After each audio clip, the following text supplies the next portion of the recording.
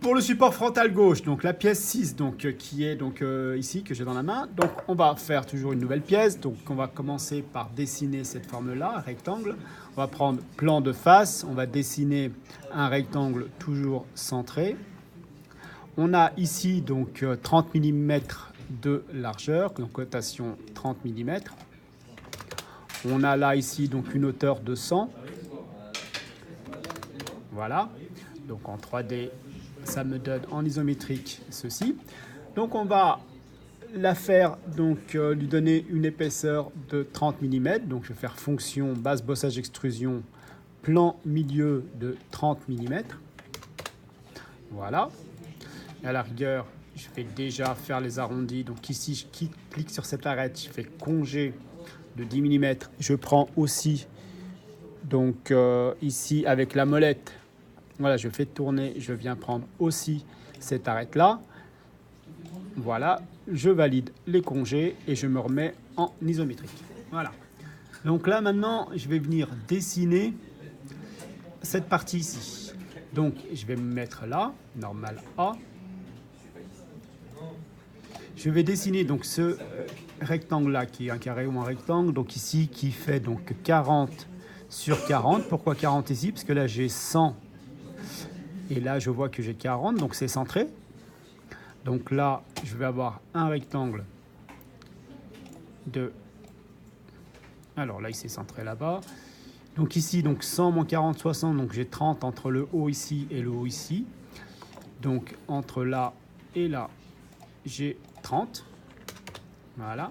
Du coup, là, j'ai les 40 de hauteur.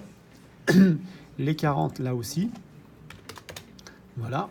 Je me mets en isométrique. Et je vais faire une fonction basse bossage extrusion pardon, plan milieu. Alors là, je vois que j'ai donc 60. Et voilà pour cette partie-là. Je vais en profiter avec la molette, toujours faire tourner, attraper cette arête-là, faire un congé de 10. Voilà, de valider. Et voilà, donc j'en suis là pour l'instant. Je vais me remettre en isométrique.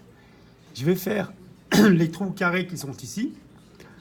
Donc je me mets toujours normal A. Donc ces trous carrés, voilà, ils font 8 par 8 à 6 des bords. Je vais faire une esquisse, donc un rectangle, par son centre ou pas, peu importe. Donc ici, 6 mm du haut, 6 mm du côté gauche, 8 mm ici de largeur et 8 mm de... Et 8 mm là. D'accord. Donc là, maintenant, je vais faire un enlèvement de matière sur une profondeur de 20. On voit ici. Donc, je me mets en isométrique si on veut.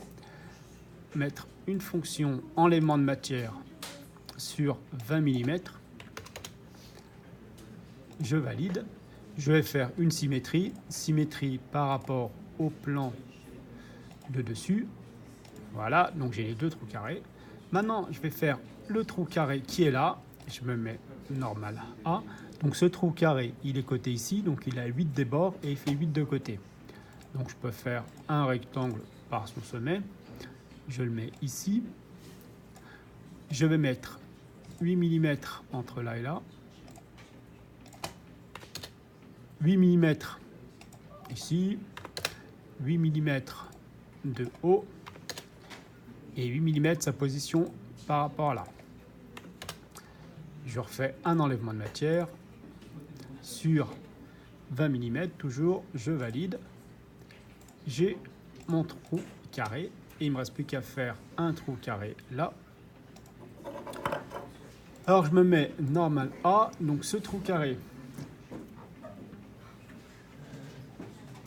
Ce trou carré, donc où est-ce qu'il est coté?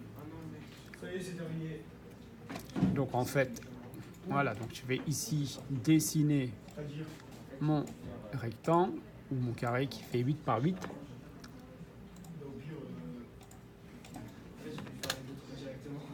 Voilà. Donc là, il est à 6 mm de là. Bon là, je vais mettre exprès 2 juste pour pouvoir mettre la cote de 6 entre là et là. Voilà, entre là et là, une cote de 6. Donc je remets cotation entre ce trait-là et le bord là de 6 mm. Et maintenant, je vais modifier mon 2 pour remettre 8. Et voilà. Donc j'ai plus qu'à faire fonction enlèvement de matière sur 20 mm. Et j'ai ma pièce qui est dessinée. Donc voilà pour la pièce. Donc on voit bien les deux trous, le trou sur le côté et le trou qui est en haut. Donc voilà pour cette pièce. J'ai plus qu'à la passer en rouge. Donc là toujours, je change de couleur en rouge et je l'enregistre sous support frontal.